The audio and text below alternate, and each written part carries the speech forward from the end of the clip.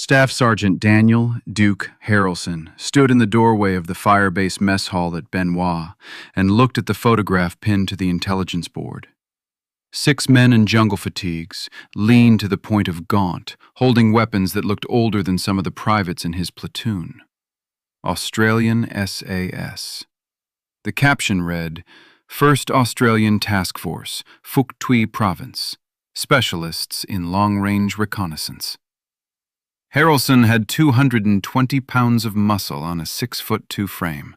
He had played linebacker at the University of Georgia before the war found him.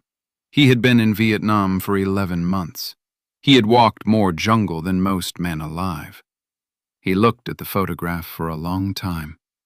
Then he said the words that would define the next 3 weeks of his life.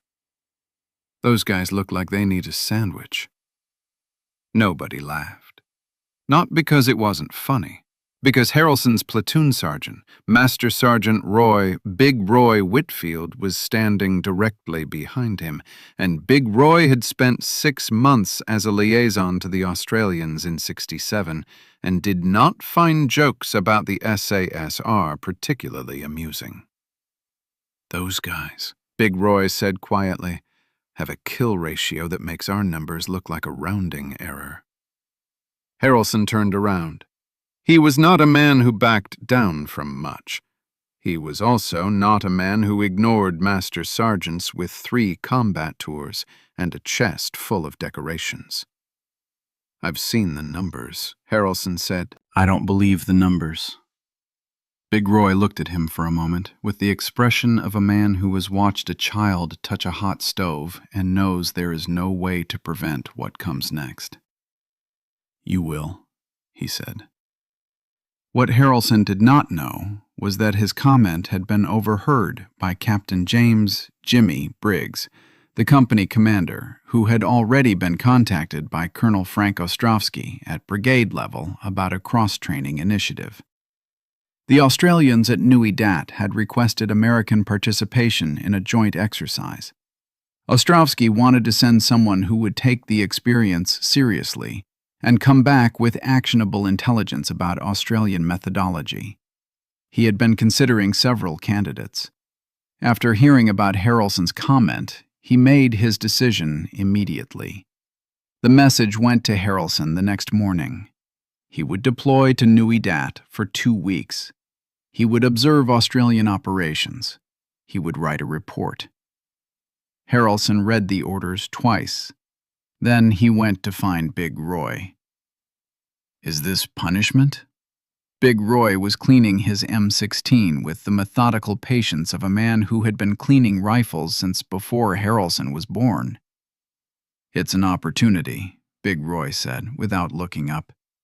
2 weeks with the Australians." "You got something against Australians?" Harrelson sat down on an ammunition crate. "I got nothing against Australians. I just don't see what they're going to show me that I don't already know." Big Roy set down the rifle and looked at him directly for the first time in the conversation. "That," he said, "is precisely the problem." Harrelson flew to Nui Dat on a caribou transport that smelled like aviation fuel and old sweat. He spent the flight reading the intelligence briefing on the 1st Australian Task Force. The numbers were in there. The kill ratios, the patrol statistics, the enemy documents referring to Phuc Tuy Province in terms that suggested something approaching fear.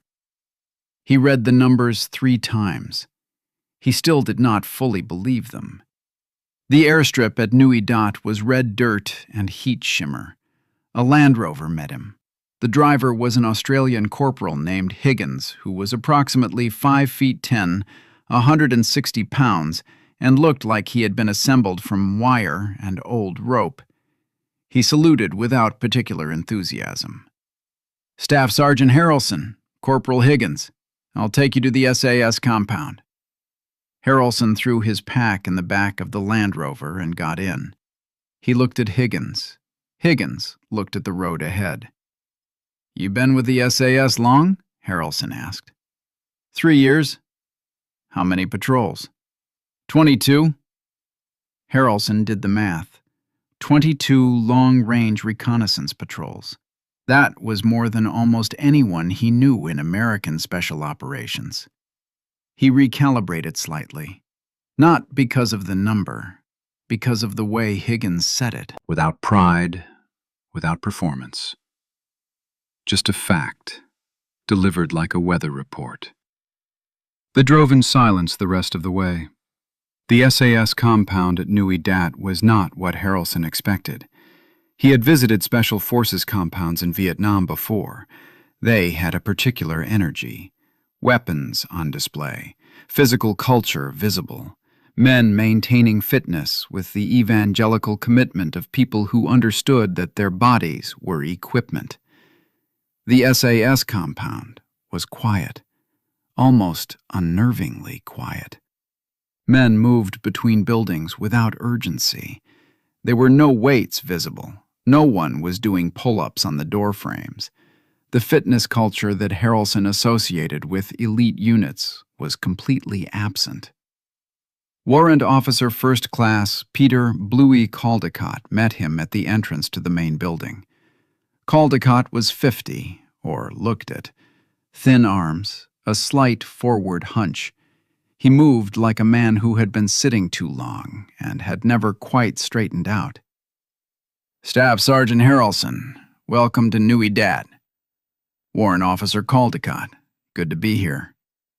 Caldecott looked him up and down, not with hostility, with the evaluative curiosity of a man assessing a new piece of equipment he has never encountered before. "You're a large fellow," Caldecott said. It was not a compliment. It was not an insult.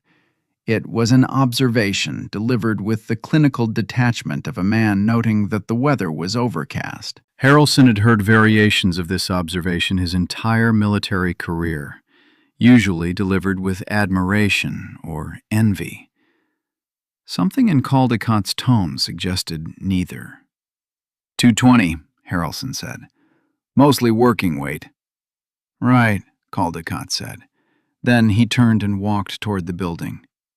"Come inside. There's someone you need to meet."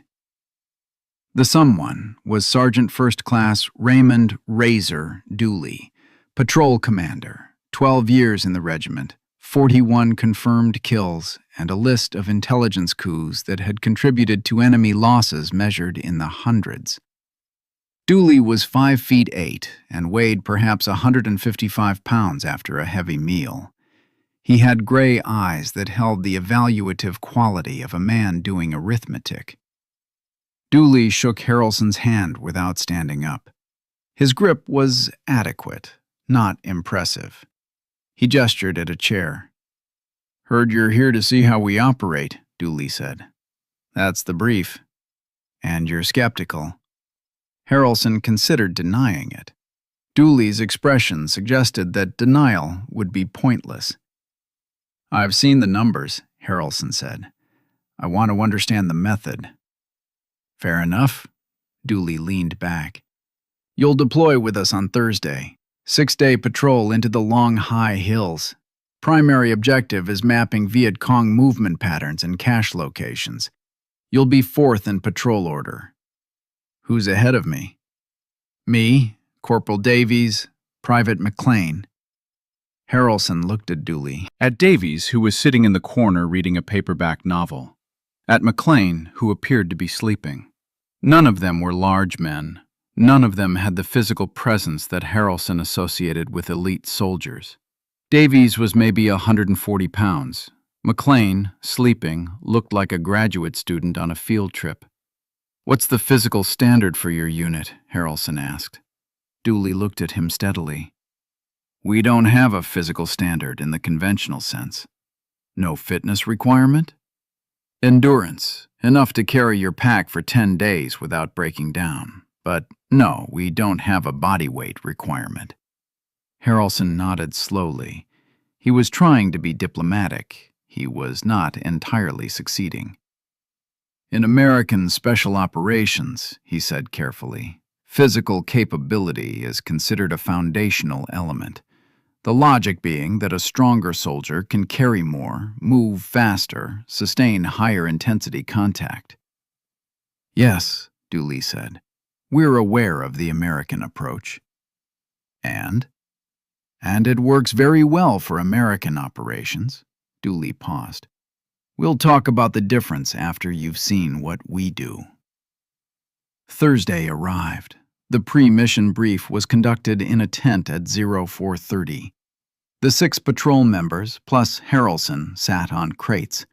A map was pinned to a board. Dooley talked for 20 minutes about the area of operations, the enemy situation, the patrol route, the extraction point. Harrelson listened. The intelligence was detailed. Dooley knew this area with the intimacy of a man who had walked it many times. The route selections were thoughtful. The contingency planning was solid. Then Dooley looked at Harrelson. Questions about the mission, Staff Sergeant? 1. What's your expected pace? Approximately 2 kilometers per day. Harrelson looked at him. 2. Sometimes less, if the terrain requires it. Harrelson had been running 5-kilometer patrols in less than an hour. He had covered 12 kilometers in a single day through jungle terrain considered impassable by standard infantry. 2 kilometers per day was less than a leisurely walk in a park. That seems, he said carefully, conservative. Dooley's expression did not change. We'll discuss it when we're out there. They moved out at 0500. The first thing Harrelson noticed was the silence. Not the ambient silence of the jungle, which was never actually silent, but the operational silence of the patrol. 6 men moving through jungle undergrowth, and the noise they produced was functionally indistinguishable from the jungle itself. Harrelson was the 7th man. He was not silent. He knew he was not silent.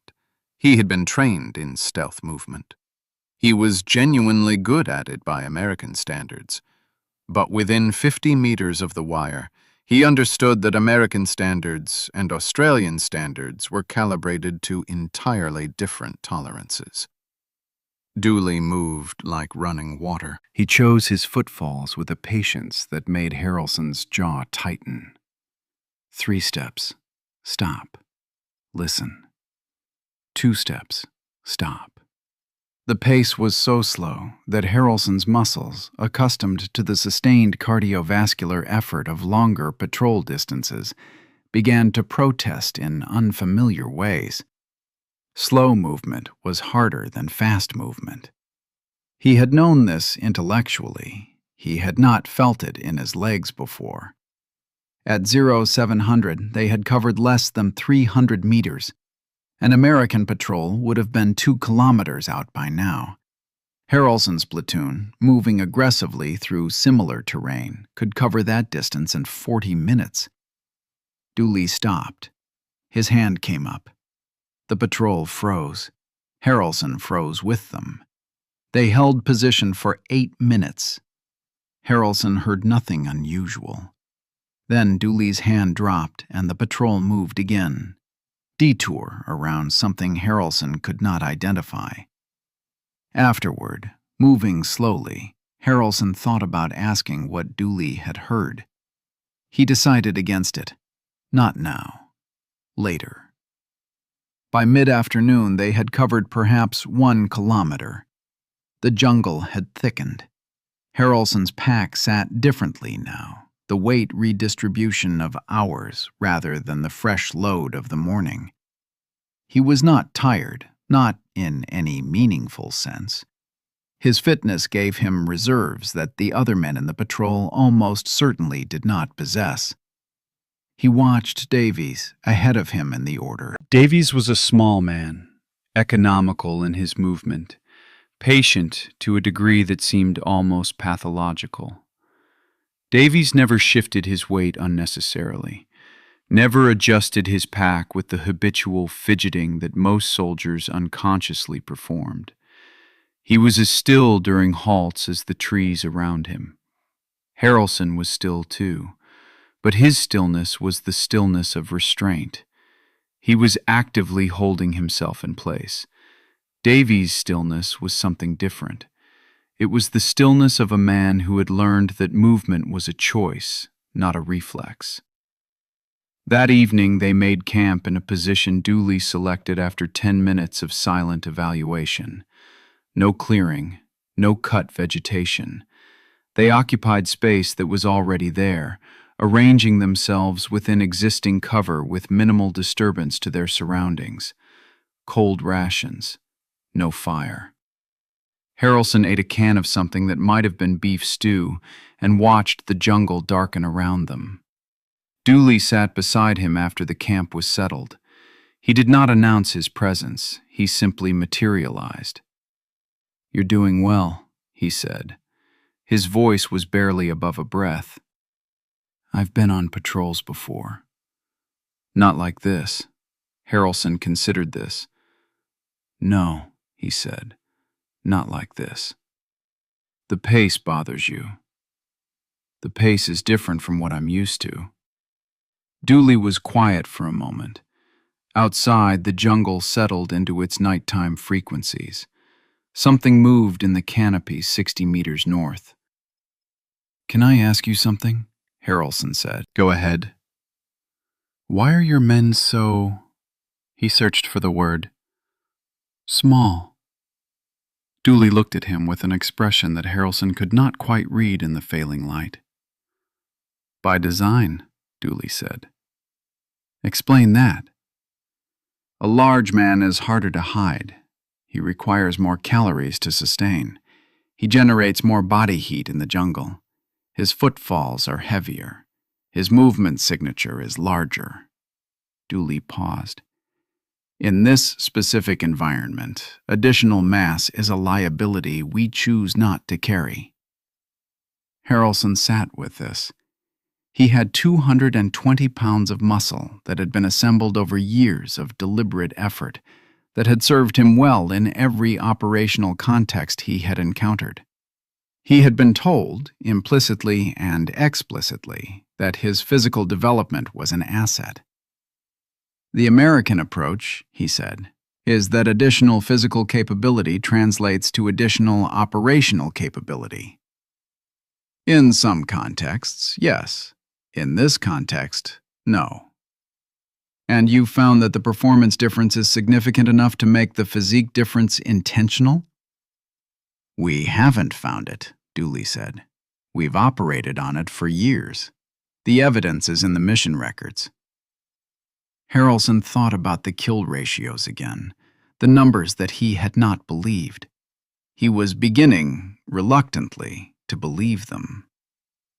The second day brought the first genuine test. At 0900, moving through dense secondary growth, the patrol encountered a Viet Cong observation post that had not appeared on any intelligence map.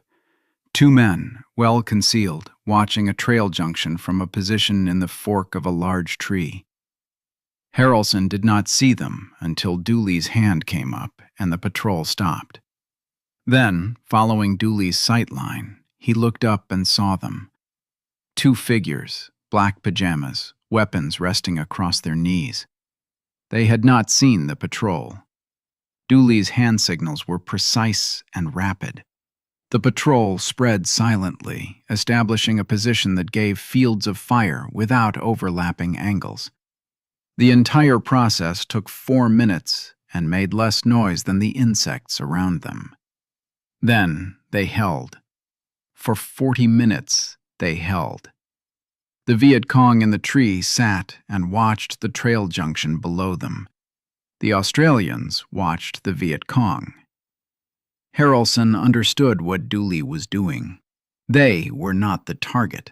They were the intelligence.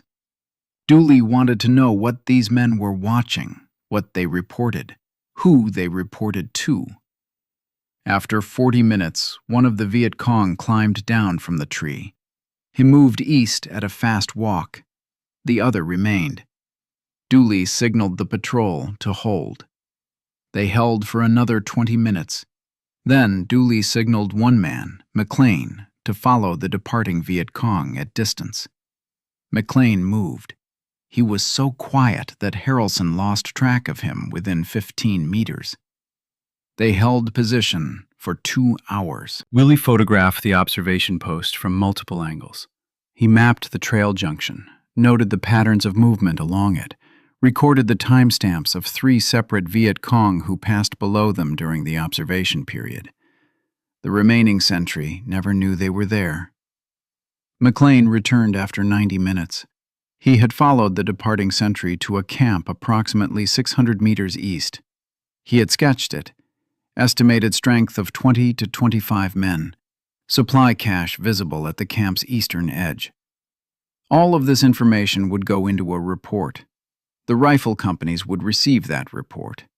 Within 2 weeks, the camp would be hit with devastating accuracy by soldiers who knew exactly where to go, exactly what to expect. Harrelson watched this process with growing attention. This was not what he had expected to see. He had expected to find limitations.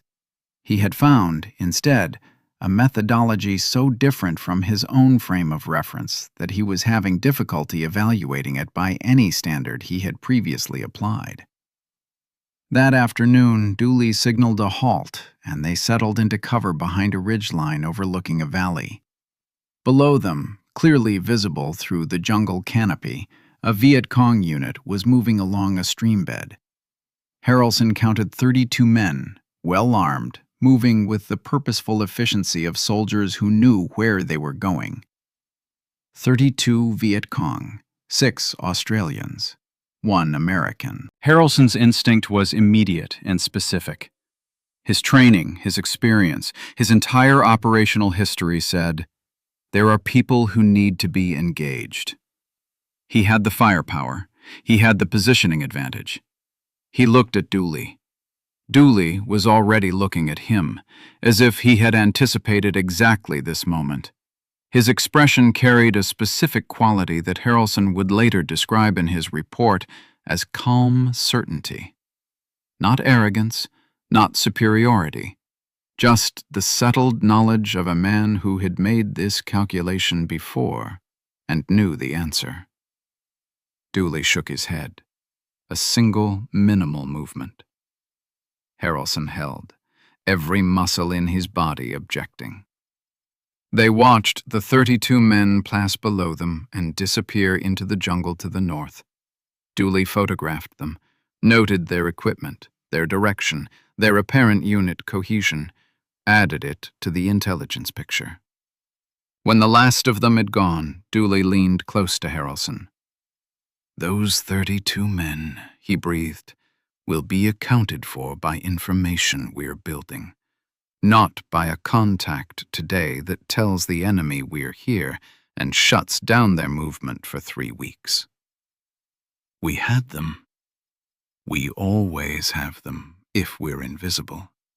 Once we engage, we lose that, permanently for this operation.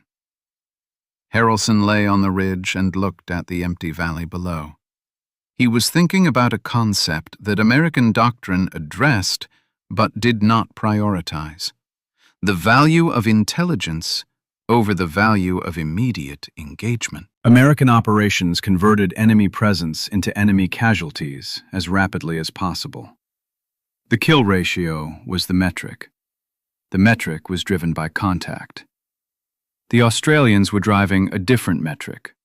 They were measuring the value of information, and they were measuring it in enemy dead that happened later, elsewhere, at the hands of units that would never know the invisible watchers who had made those kills possible. The math was different. The math might be better. On the 4th day, Harrelson made a mistake.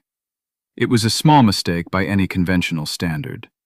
He adjusted his pack during a halt, and the metal buckle on the left shoulder strap contacted the receiver of his weapon. The sound was small, a dull metallic tap barely audible even to himself. Dooley was beside him in 4 seconds. The look on Dooley's face was not anger. It was something more unsettling than anger. It was the expression of a man quietly recalculating the risk profile of his current situation. "Your buckle," Dooley breathed. "I know. I'm sorry. Tape it tonight." Harrelson nodded. Dooley held his gaze for a moment, then moved back to his position. That evening, Harrelson taped every piece of metal on his equipment that could produce sound. He did it with the methodical thoroughness that characterized everything Dooley did. When he finished, he shook himself gently and heard nothing. Corporal Davies, sitting nearby, watched this process. When Harrelson finished, Davies nodded once, not enthusiastically, with the minimal acknowledgement of a professional noting that a standard had been met. Harrelson had been receiving that kind of acknowledgement from superior officers his entire career. Receiving it from a corporal in a jungle in Vietnam felt different.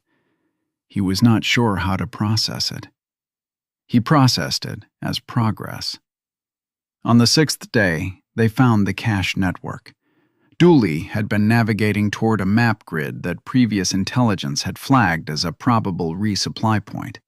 He had been approaching it over 2 days, moving in a wide circle that brought them in from the north from the unexpected direction. The cache was larger than expected. Not a field supply point, but a regional logistics hub. Ammunition, medicine, communications equipment, food stores. Everything a battalion needed to sustain operations for 6 weeks in the field. Harrelson looked at it through the tree line and felt the familiar pull. This was a target. This was something that needed to be destroyed. Dooley photographed it for 40 minutes. He mapped every component. He noted the access trails, the guard positions, the patterns of resupply movement he had observed over 2 hours of observation. Then he signaled withdrawal. Harrelson followed. Outside the observation range, he moved alongside Dooley and spoke barely above a breath. "Airstrike. Next week, after we're extracted and after the rifle companies have been briefed." The strike goes in with enough force to destroy everything, including any personnel who come to investigate the initial damage. "We could call it in now." Dooley looked at him. "And tell every Viet Cong in the province that there's a patrol in this grid? Any movement for the next 3 weeks shuts down. Every cache within 10 kilometers gets moved. The intelligence value of what we found disappears." "But the cache is destroyed." "One cache. With patient planning, we destroy the cache and capture the resupply network that feeds it. That's worth 30 caches." Harrelson thought about this for the rest of the day. The extraction came on the 8th day, 2 days ahead of schedule. Dooley had observed a change in enemy patrol patterns that he interpreted as a possible indication of compromise, and in his methodology, possible indication was sufficient cause for early extraction. Harrelson had not seen the change in patrol patterns. He had been watching the same jungle and had not read the specific variation in frequency and direction that Dooley had identified as significant. He asked about it on the helicopter. Dooley explained for 10 minutes with the patient clarity of a man who assumed competence in his audience and was simply filling in context. The analysis was impressive. It drew on 4 days of accumulated observation, pattern recognition that operated below the level of conscious awareness, and a physical understanding of how Viet Cong units moved that came from years of watching them. Harrelson understood approximately 70% of the explanation. The remaining 30% required context he did not have. He wrote it all down anyway. Back at Nui Dat, Harrelson stood in the briefing room and faced Warrant Officer Caldecott and 2 other senior Australian officers. He had lost 9 pounds. He smelled like jungle mud and something else he could not identify. His uniform would not fully recover from what had been done to it. Caldecott looked at him with the same evaluative quality he had brought to their first meeting. "Well, Staff Sergeant." Harrelson chose his words. He was a man who chose words carefully when they mattered. "I arrived here with a set of assumptions," he said. "I assumed that physical capability was the primary determinant of operational effectiveness in special operations. I assumed that the Australian approach was conservative in ways that limited offensive potential. I assumed that your kill ratios were partially inflated." He paused. "I was wrong about all three." Caldecott did not smile. He acknowledged the statement with the minimal movement of a man who had been right for a long time and did not find validation particularly interesting. "The physical capability question," Harrelson continued, "is what I spent the most time thinking about. I went in with the belief that my physical development was an asset. I came out understanding that it was neutral at best in this specific environment, and a liability in several specific ways. Mass and jungle reconnaissance is noise, its heat signature, its caloric demand, its visibility." "Yes," Caldecott said, "that is not a universal truth. In a direct action environment, in a high-intensity contact situation, physical capability matters enormously. What your methodology has done is optimize for a specific operational profile in which those situations are deliberately avoided." "Deliberately avoided," Caldecott repeated. "That's a precise way to put it. It's what I observed. You're not avoiding contact because you can't win contact. You're avoiding contact because winning contact is worth less than the intelligence you lose when contact happens." Dooley, standing to the side, spoke for the first time. "That's a better summary than most of our own officers manage on first observation." Harrelson looked at him. "I still think you need to hit the gym."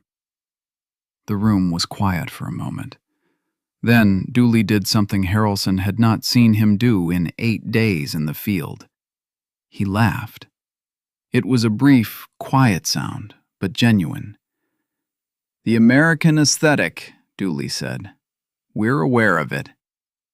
"It's not entirely wrong." "No, it's optimized for a different problem set." "So is ours." Harrelson nodded. "I'm going to write a report. I'd like your permission to include specific methodology details." Caldecott and Dooley exchanged a look. "On one condition," Caldecott said. "You don't overstate what you saw.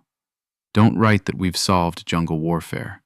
We've solved a specific version of it in a specific province with specific enemy behavioral patterns.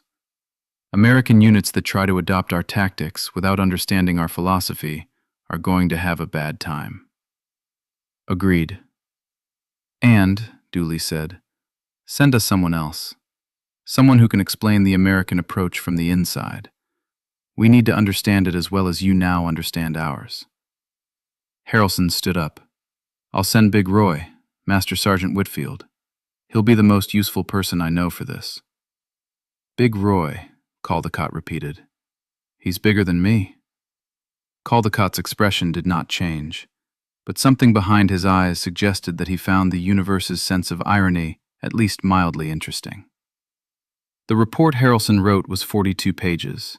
He titled it Australian SASR Methodology: Observations on Intelligence-Centric Patrol Doctrine in the Phuc Tuy Operational Environment. He sent copies to his brigade commander, to MACV, to Special Operations Command, and to the Army Research Office, which had been compiling comparative data on Allied effectiveness. The report's central finding was uncomfortable for American doctrine. Not because it said American methods were wrong, but because it said they were wrong for a specific type of mission that American units were sometimes tasked to perform. In the section on physical standards, Harrelson wrote with careful precision, "The SASR physical optimization model is inverse to American special operations norms.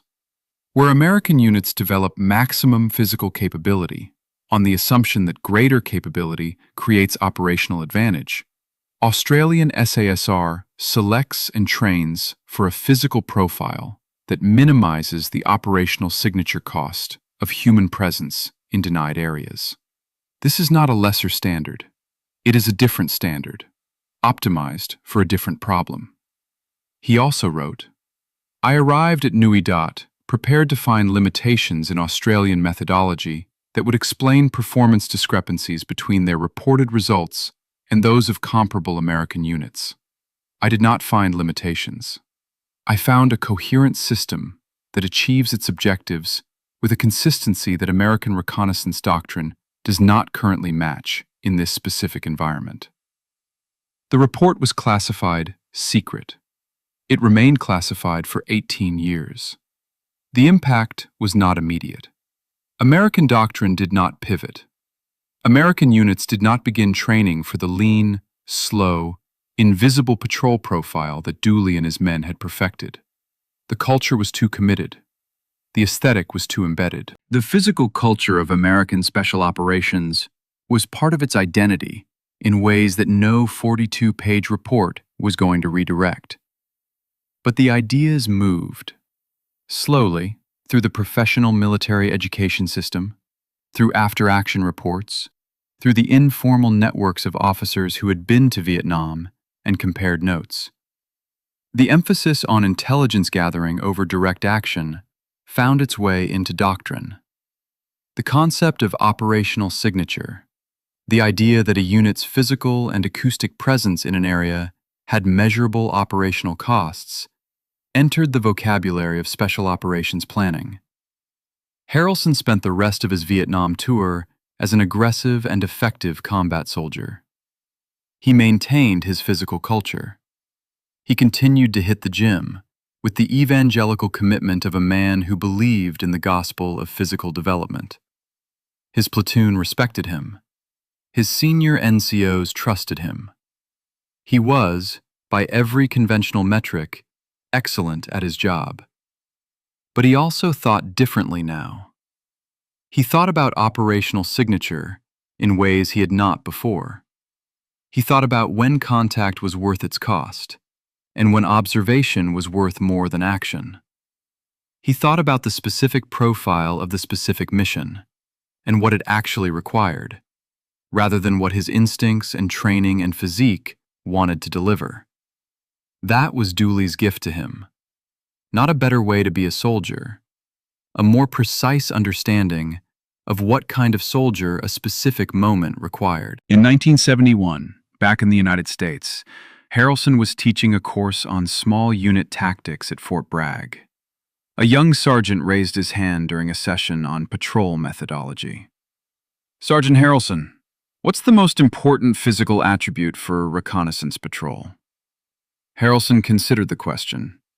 He had 215 pounds of muscle on a frame that had been in 3 more combat zones since Vietnam. He had a chest full of citations that attested to his effectiveness as a soldier. He had spent every morning of the past 5 years in a gym that would have looked like alien technology to the men he had patrolled with at Nui Dat. Patience, he said. The class waited for him to expand. He did not expand immediately. Physical capability matters, he continued. Your fitness is your equipment, and you maintain your equipment. But a man with perfect fitness and insufficient patience is loud, and loud gets people killed. The class wrote this down. They wrote it down because he was Sergeant Harrelson, and Sergeant Harrelson was built like a battleship and presumably knew what he was talking about. He did know what he was talking about. He had learned it in a drainage ditch in Phuc Tuy province while lying next to a 155-pound Australian who could have taught a masterclass in silence. He had also, subsequently, watched that Australian struggle to open a jar of pickles at a liaison dinner and had not said anything, because some things were better left unspoken between professionals. The physical debate never fully resolved. It was not the kind of debate that resolved. American Special Operations kept its physical culture and its aesthetic, and its 200-pound operators who could carry a wounded man 5 kilometers under fire.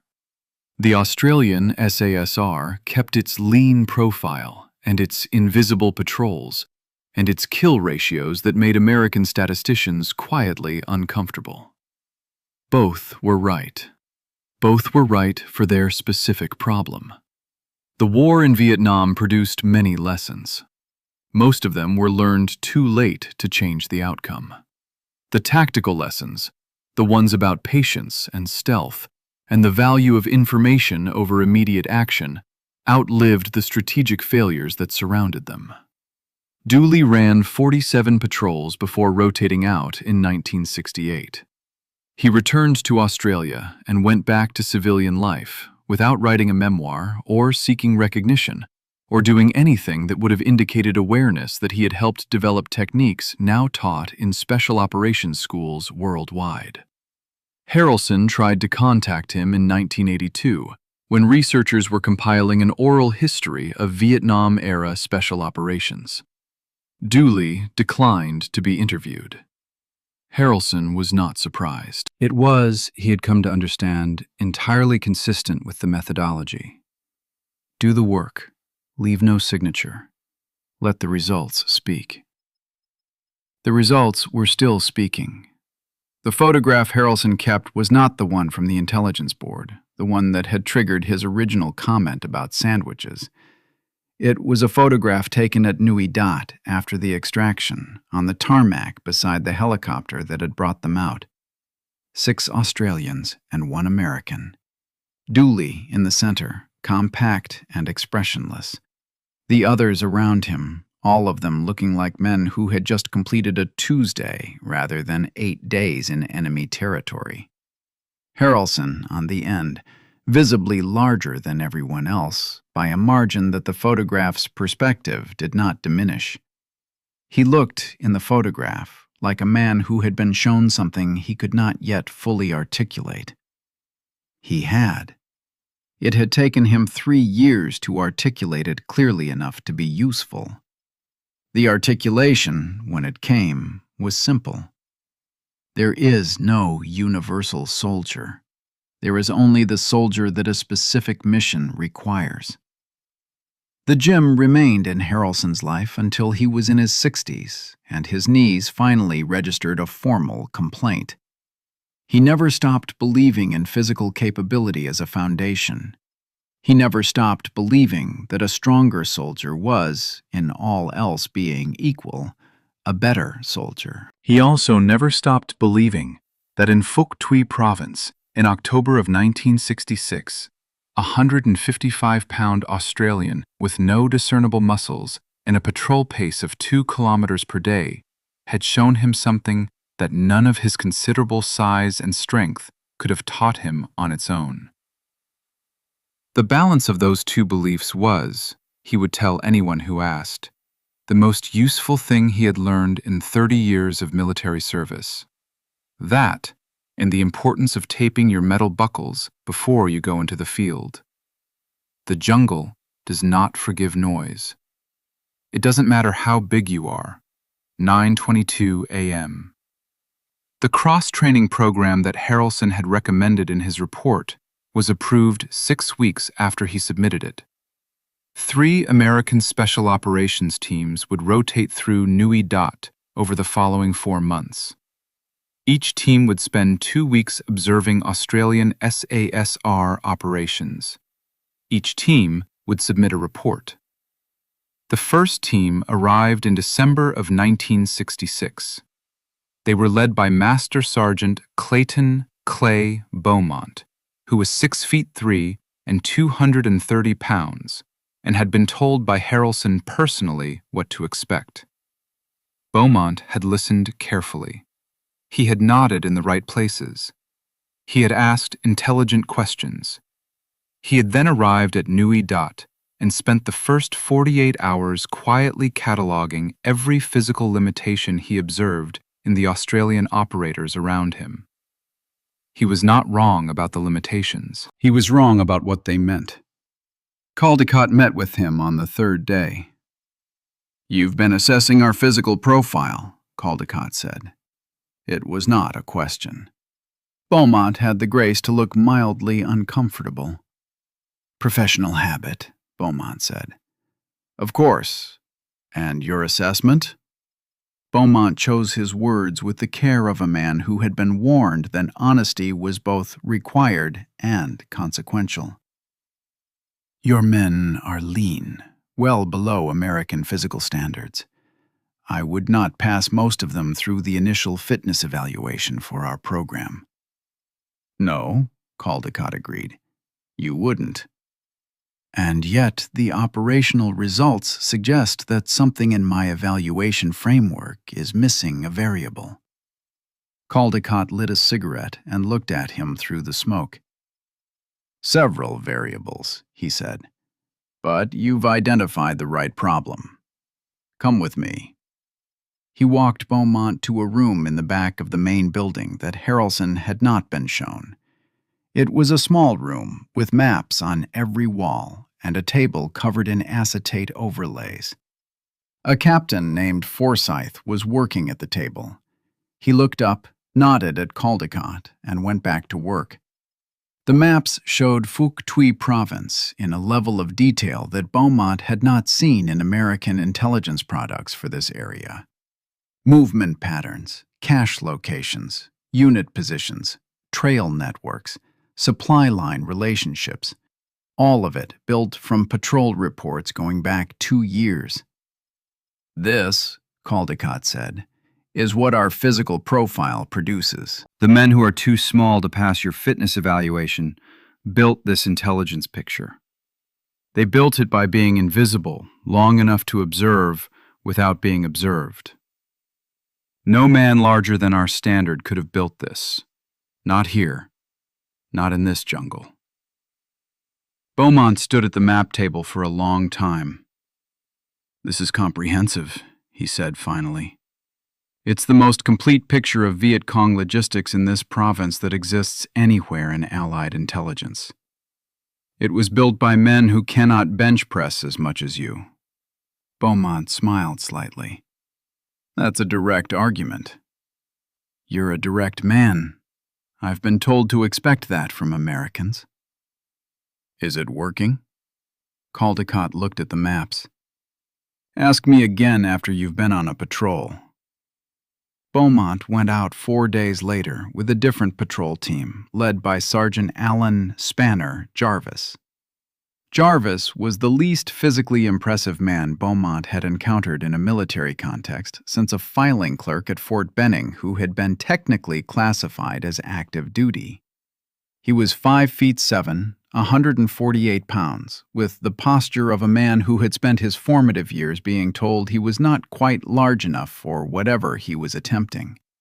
In the jungle, he was something else entirely. Beaumont watched Jarvis move for 3 hours before he stopped trying to evaluate him against American standards and started trying to understand what he was actually seeing. Jarvis navigated the jungle the way a fish navigated water. Not with effort, not with discipline. With a naturalized ease that suggested the environment had stopped being external to him at some point and had become instead a kind of extension. He did not fight the undergrowth. He moved through it at angles that created minimum disturbance. His footfalls were placed with such precision that he could cross dry leaves without sound.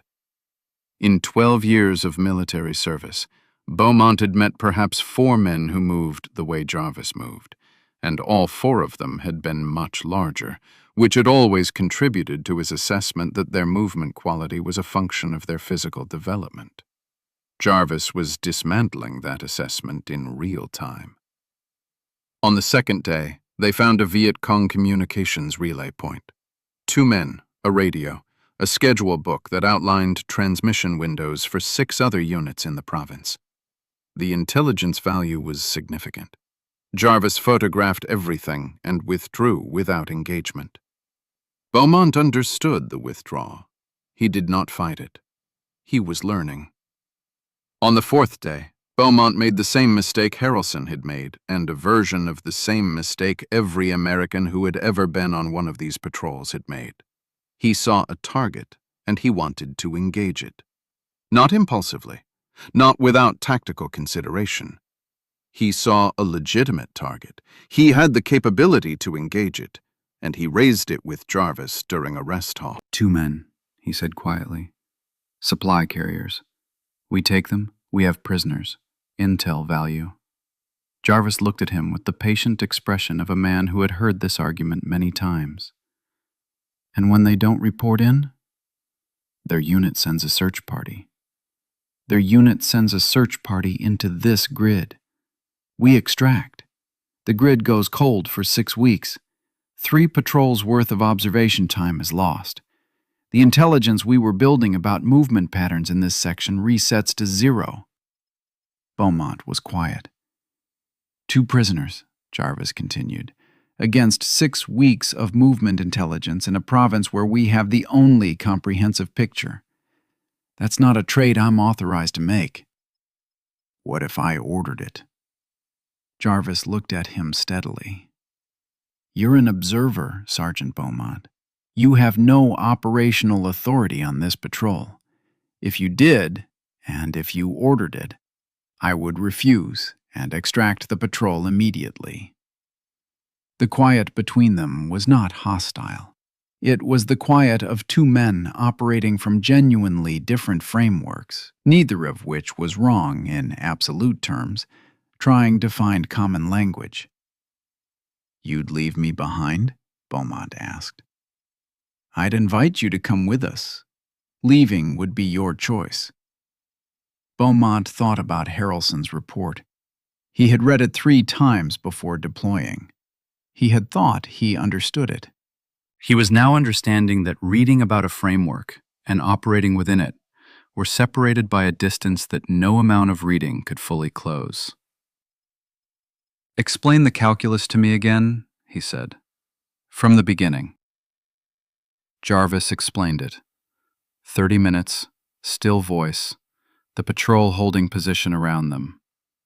He explained the intelligence value model, the operational signature cost model, the enemy behavioral response model, all of it built from experience, from 2 years of watching what happened when patrols engaged versus when they observed, from the documented outcomes of both approaches across hundreds of missions. Beaumont listened. He asked questions. Good questions, Jarvis noted later in his patrol debrief. The kind of questions that indicated genuine engagement with the material rather than resistance to it. When Jarvis finished, Beaumont was quiet for a moment. My entire career, he said, I have been evaluated on my ability to find the enemy and close with and destroy him. That is the mission statement. Find, fix, finish. Yes. What you're describing is find, observe, report, and let someone else finish. What we're describing, Jarvis said, is find, understand, enable, and then finish more efficiently than direct action would have allowed. The finishing still happens. It happens with better information, at better timing, with better outcomes. Beaumont looked at the jungle around them, at the 2 supply carriers who had moved on, carrying their loads toward a destination that was now documented on Jarvis's map. Those 2 men, he said. Where are they going? Cache point approximately 4 kilometers northeast. We identified it 12 days ago. It's the 3rd delivery this week, which means the cache is being actively loaded. When it reaches capacity, the rifle companies will hit it with everything available. When does it reach capacity? 4 more deliveries, probably 5 days. And you know this because you've been watching it. We've been watching it for 3 weeks. We know the delivery schedule, the guard rotation, the access trail configuration, and the approximate capacity of the cache structure. When the rifle companies go in, they will not be searching. They will be executing.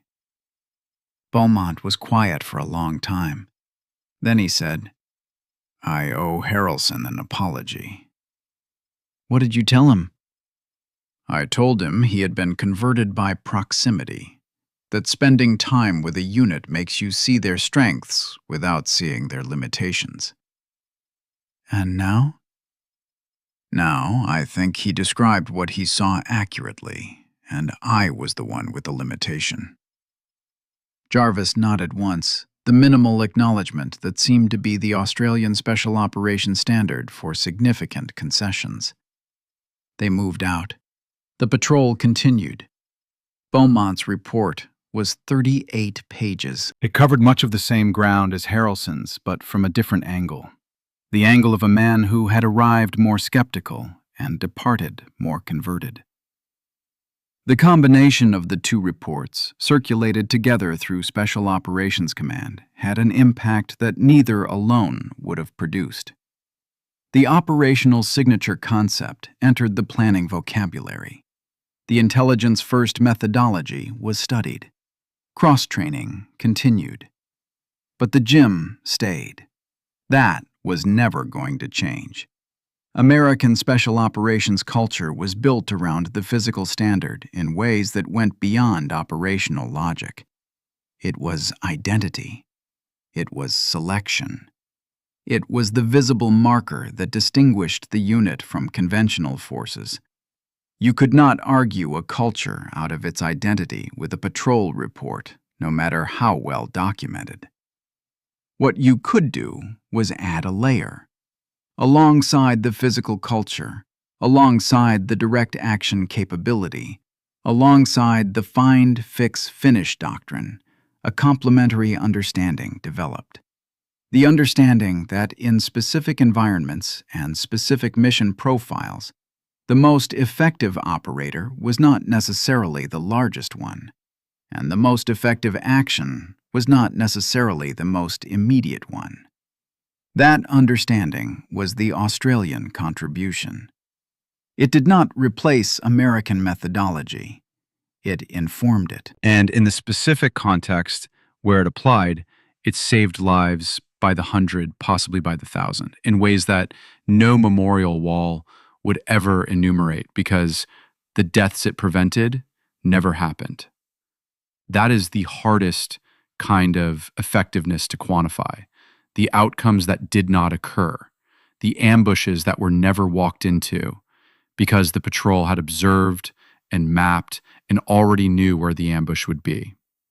The firefights that never started because the intelligence picture allowed the rifle companies to arrive at the right time with the right force at a position the enemy did not know was compromised.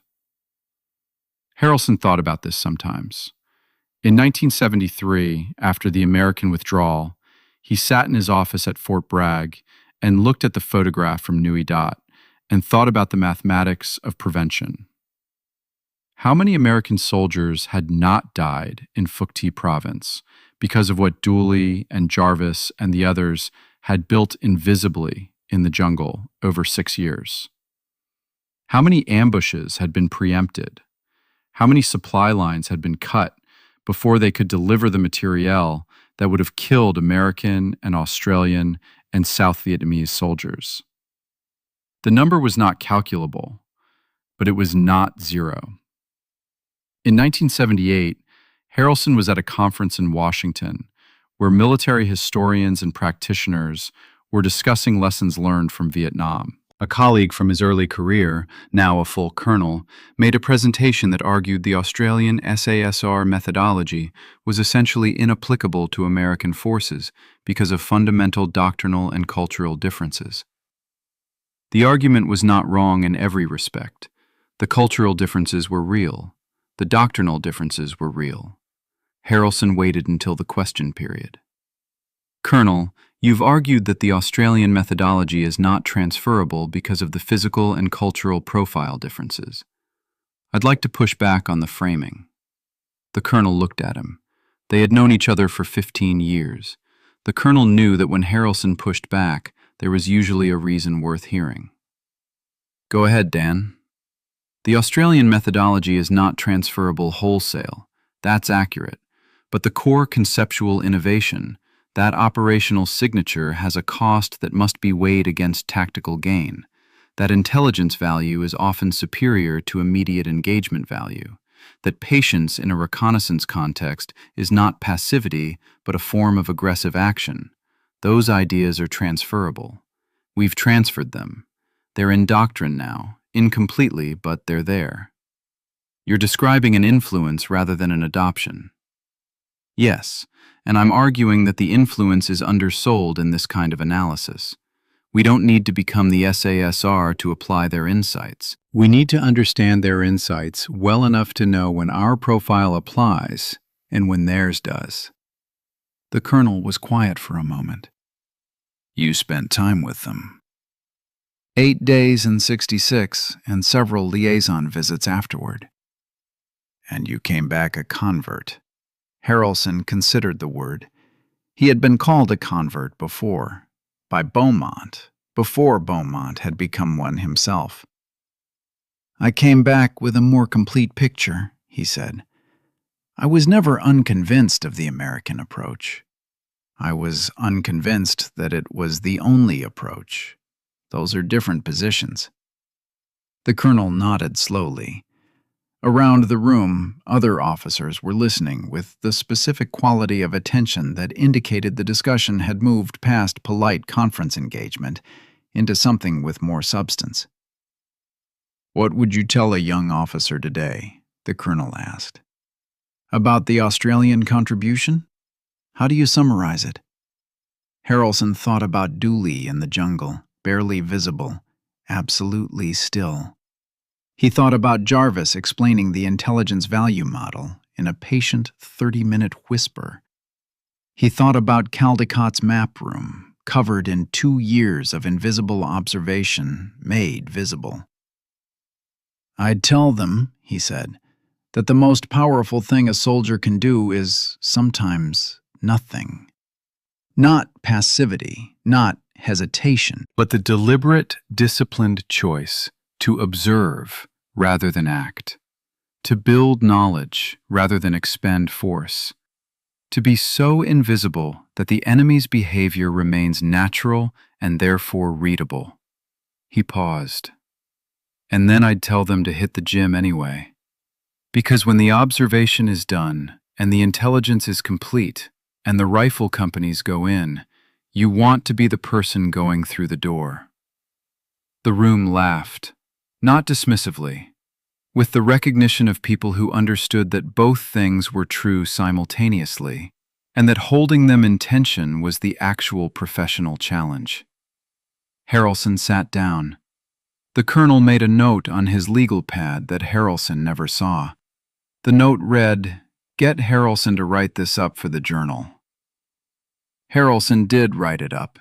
The article was published in 1979 in the Army War College Journal under the title Physical Capability and Operational Signature, a framework for reconciling American and Australian Special Operations Doctrine in low-intensity conflict environments.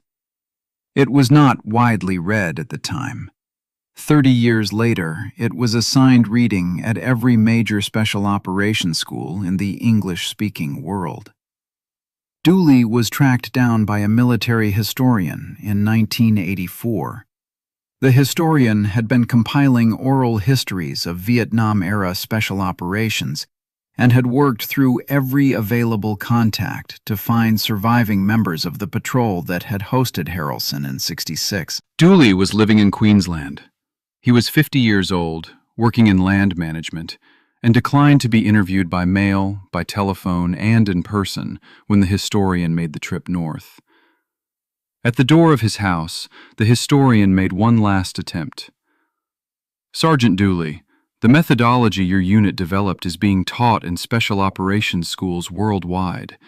Your specific patrol, the one in October '66 with the American Observer, is cited in doctrine documents.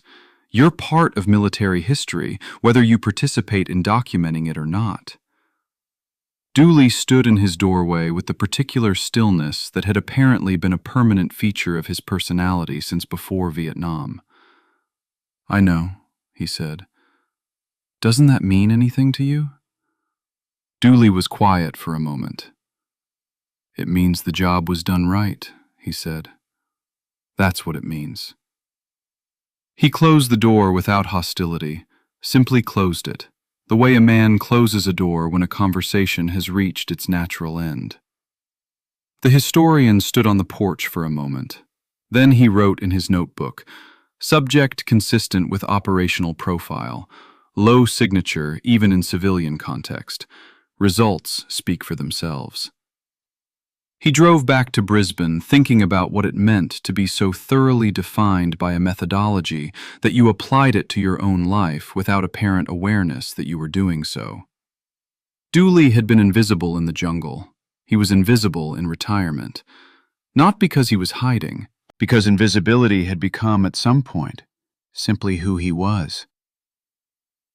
That was perhaps the deepest level at which the methodology operated, not as technique, as character. The Australians who had developed it were not performing stealth. They were not suppressing a louder nature in favor of a quieter operational requirement. They had, through years of selection and training and operational experience, become genuinely quiet. The jungle had not required them to be something they were not. It had revealed what they already were. Harrelson had understood this intellectually by the time he wrote his report. He had understood it emotionally somewhat later. He was not, had never been, and would never be a quiet man by this standard. His 220 pounds and his lifetime in gyms and his direct action instincts were authentic expressions of who he was, just as Dooley's stillness was an authentic expression of who Dooley was. The lesson was not that one was better. The lesson was that both were necessary, that a military that could produce only one type was incomplete, and that the wisdom lay in knowing which type the moment required. Vietnam had required both, had used both, had been lost anyway, for reasons that had nothing to do with either. The tactical lessons outlived the strategic failure. That was, Harrelson had come to believe, the only form of institutional immortality available to soldiers. Not victory, not recognition. The survival of useful knowledge beyond the conflict that generated it. Dooley's patrols lived in doctrine. Harrelson's report lived in curriculum. The jungle that had taught them both was still there, somewhere, growing over the trails and the cache sites and the observation points and the drainage ditch where 6 Australians and 1 large American had lain in mud while enemy soldiers searched 20 meters away and found nothing. The jungle did not remember them. It did not need to. They had done the job. They had come home. The knowledge remained. That was enough. It was always enough.